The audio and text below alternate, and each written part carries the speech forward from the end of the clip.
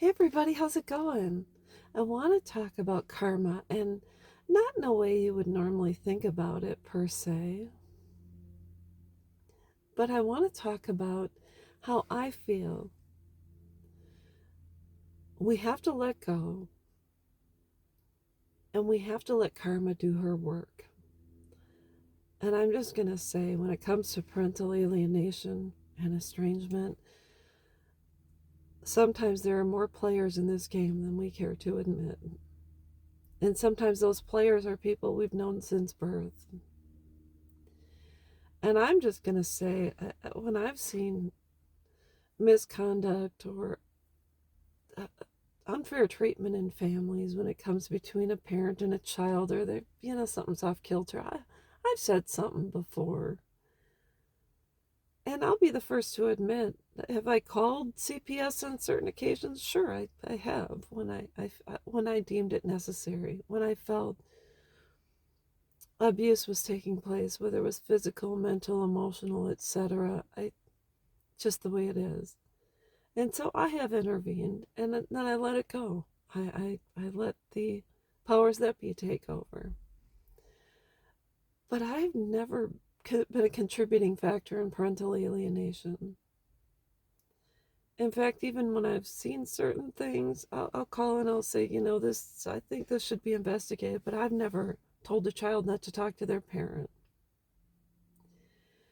And so in my life, I have been the unfortunate recipient of people that I was raised with, and also people in my daughter's lives that have done the sleight of hand, have played games. And these people weren't even that, these weren't even folks that had the balls to say it to my face. These weren't even people that said when I was raising my kids, you shouldn't be a mom, or nobody ever called CPS on me. But I'm going to let you know, when it comes to this type of situation, you're going to find there's a lot of players in the game. And it would be people you believed you could trust, or people you once welcomed into your home. And all of a sudden your back is up against the wall, and they're kind of telling your kids, you don't need a mom. Isn't that I'll be your mom, or whatever. I don't know what they've said on their end. But I'm going to let you know, karma will rear her head in ways you could never imagine. And I'm just going to say, two of the main players in this game, when it came to my children walking away and other people encouraging them to, two of those individuals have been stricken with life-ending illnesses. And I have to say, I never wished ill will on anyone, regardless. It took a long time for me to say, my daughters have the right to disconnect. They can go their own way. They're not responsible to me in any way, regardless, and I wish them well. And it took a little time for me to say, I have to forgive so and so. So I never wished harm to anyone. I can say I was hurt, I was angry, I was frustrated, but I had to let it go. And I'm glad I did. Because as much as I would not want to be in the presence of those certain people, they've been given a diagnosis that I would not wish on anyone. And so sometimes we have to step back and let fate and karma take care of business.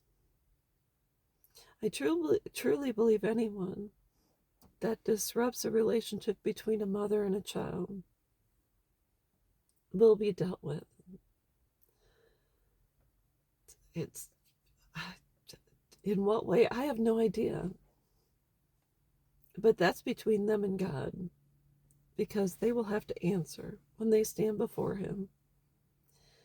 And what they choose to do, man, I cannot imagine going to sleep every night knowing I hurt someone, that I intentionally caused someone else harm. can't even imagine. But all I know is I pray for people. I pray for folks. And I wish these people healing? I don't want anyone to suffer from any terminal illness. But when it comes down to it, if you are not a kind person and you have a cancer in your soul, know that it will manifest in certain ways. And that's all there is to it. So that's all I've got. And I will be back.